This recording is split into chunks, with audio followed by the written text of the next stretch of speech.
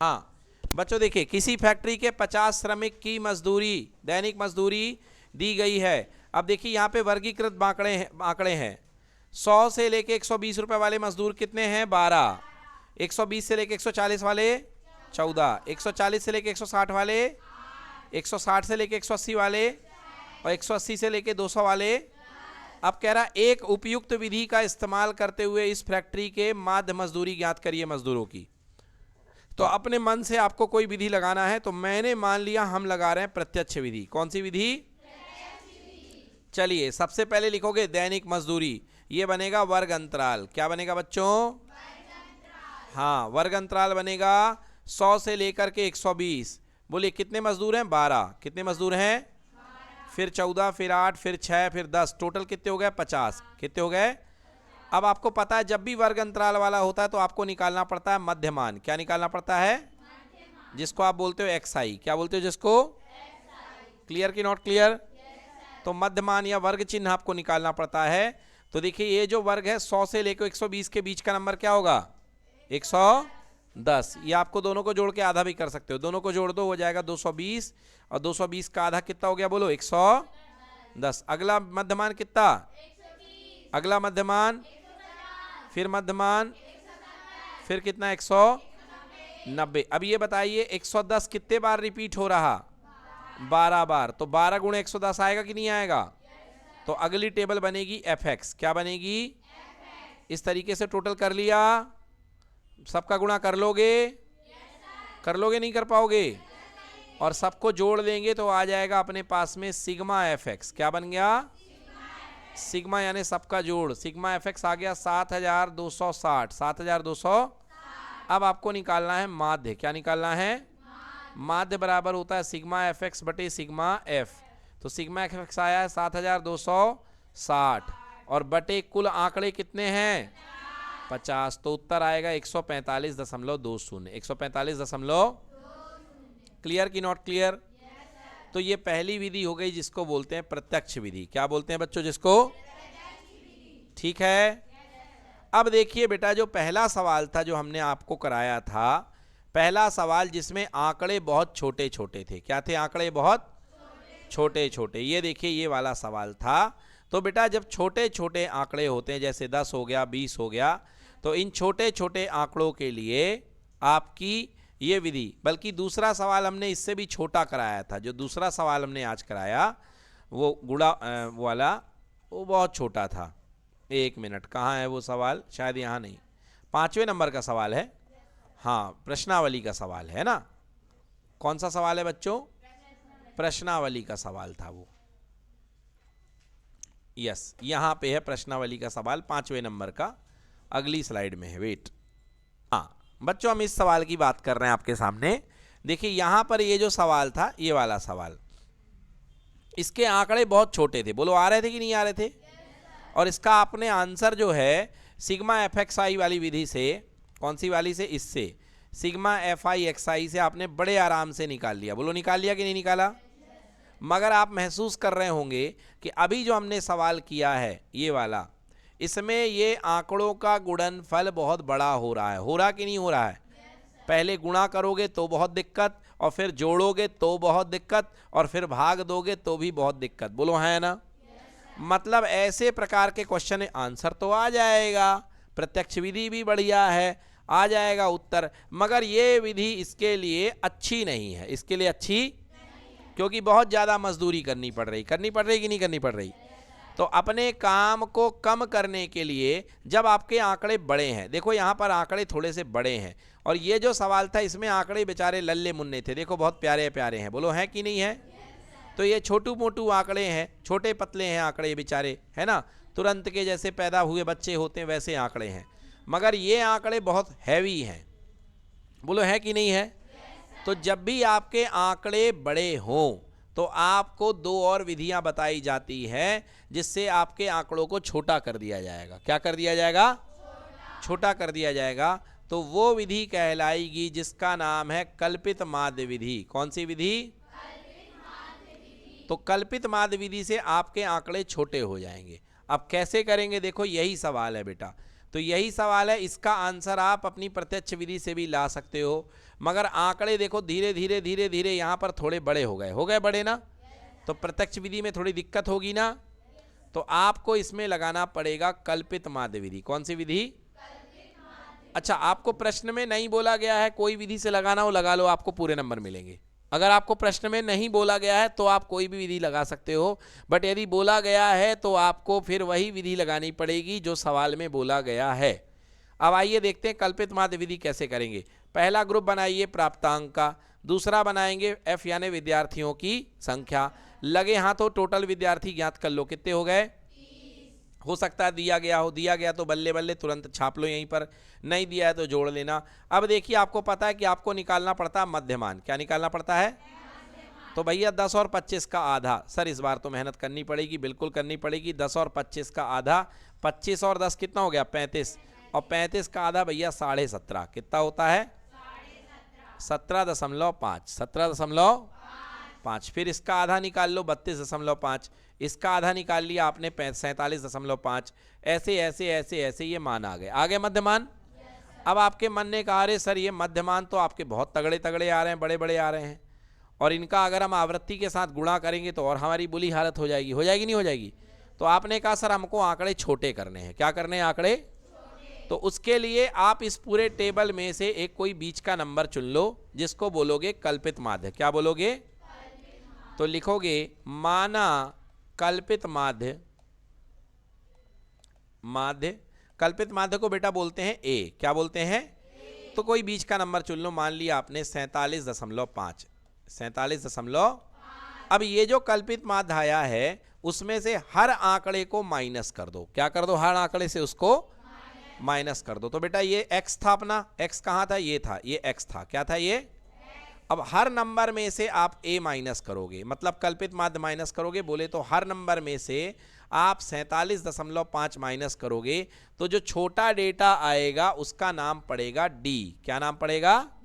DI भी बोलते हैं, D भी बोलते हैं। समझ में आ गया? तो चलिए उसका नाम पड़ गया D। क्या नाम पड़ गया? चलो बोलो पहला नंबर x1 कितना है? 17.5 में अगर तुम 47.5 माइनस करोगे, 0.5 कैंसिल हो गया, 0, 7 में 7 गया 0, और 11 में से 4 गया, कितना हो गया? 3। बोलो तो -30 आएगा कि नहीं आएगा? तो पहला आपका डिफरेंस कितना आया? -30। अगले नंबर में से इससे माइनस करोगे तो अगला डिफरेंस आएगा -15। समझ में आ गया?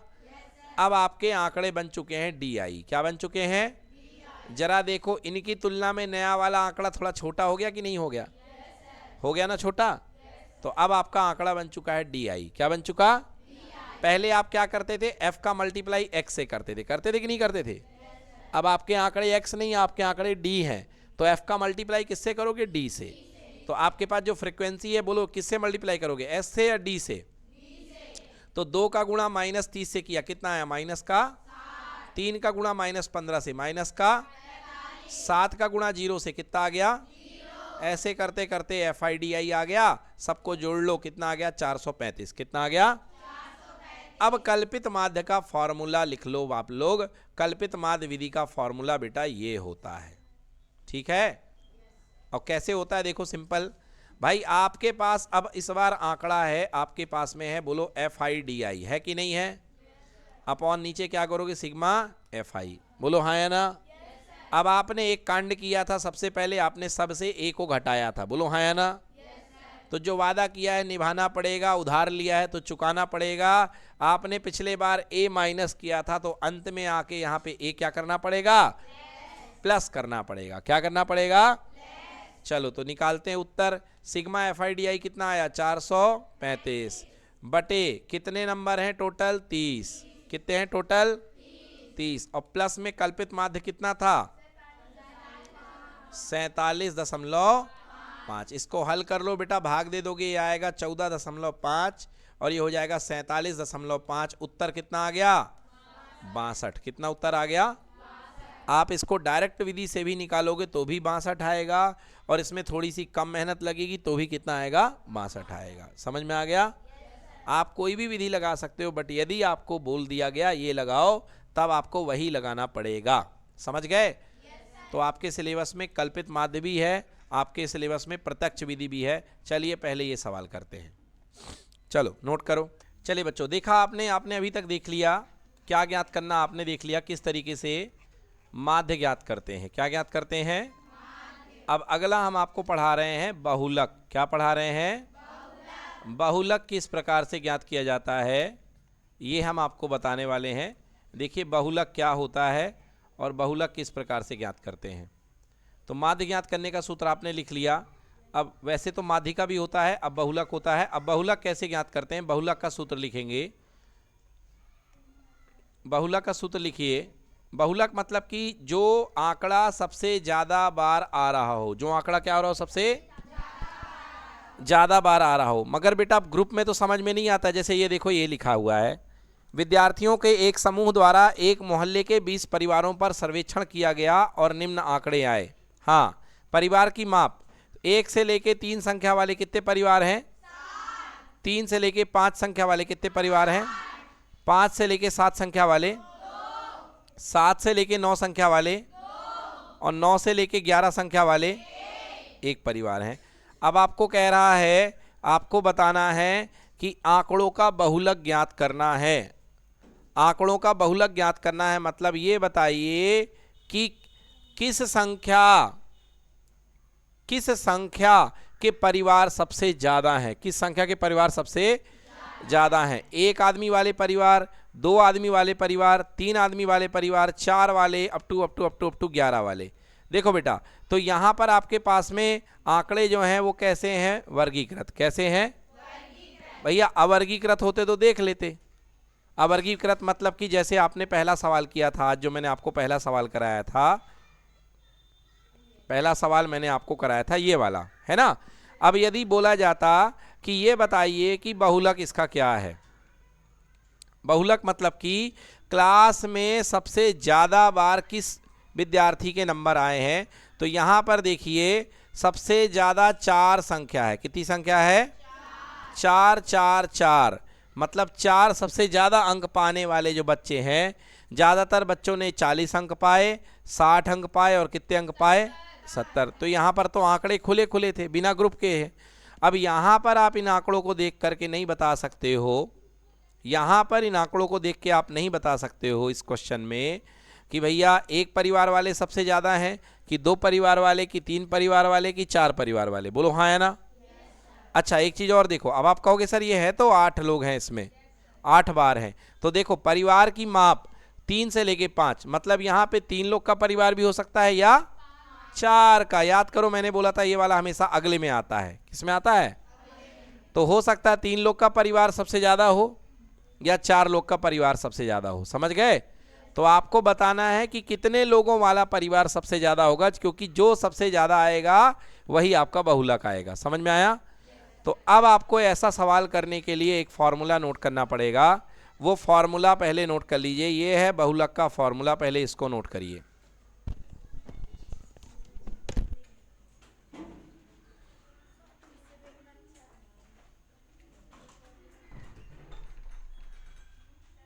ये बहुलक का सूत्र है, पहले आपको इसको नोट करना है। हाँ हाँ, तो ये बहुलक का सूत्र है, सबसे पहले आपको इसको नोट करना है। तो जो बहुलक होता है, बहुलक का मान होता है बहुलक बराबर L प्लस ब्रैकेट में F1 minus F0 upon 2F1 minus F0 और माइनस का F2 और गुणे कितना H। ये होता है बहुलक का मान। लिख लिया ये?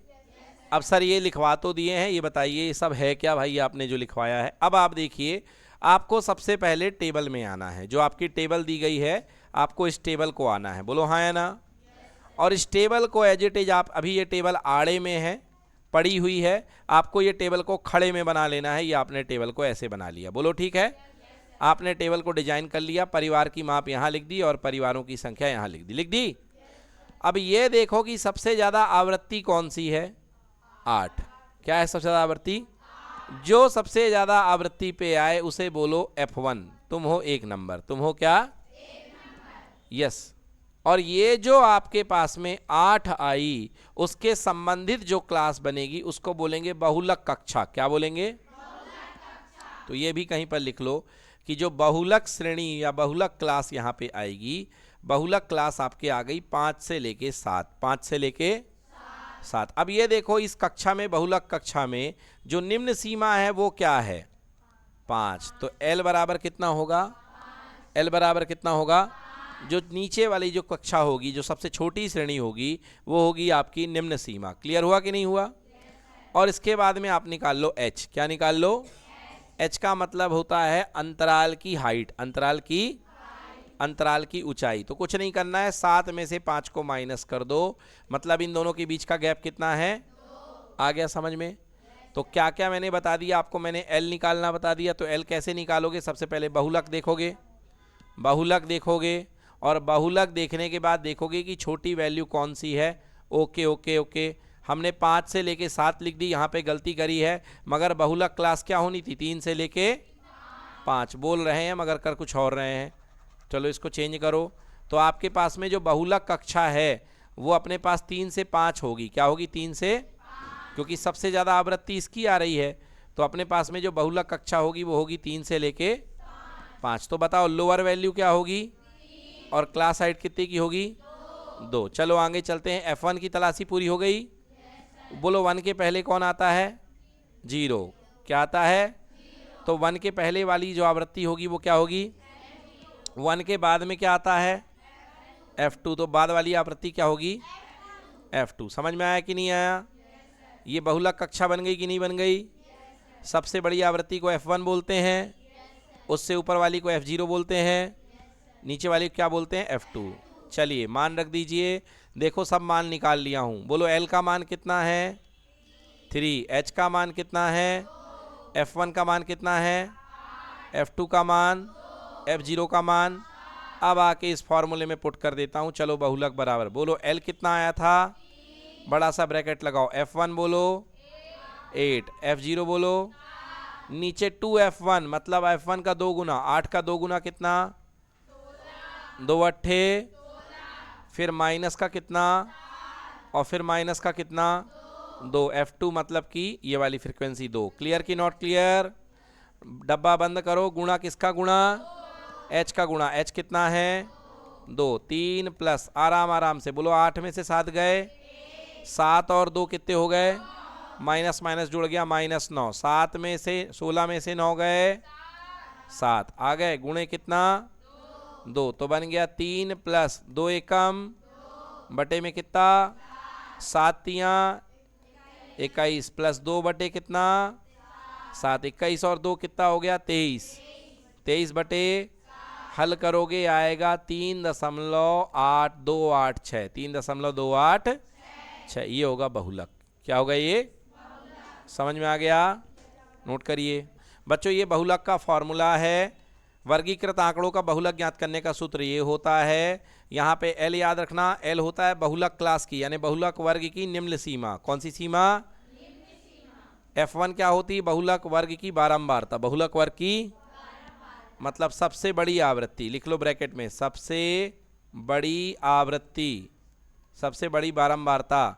इसके बाद F1 के ऊपर क्या बैठता है? F0। और F1 के नीचे क्या बैठता है?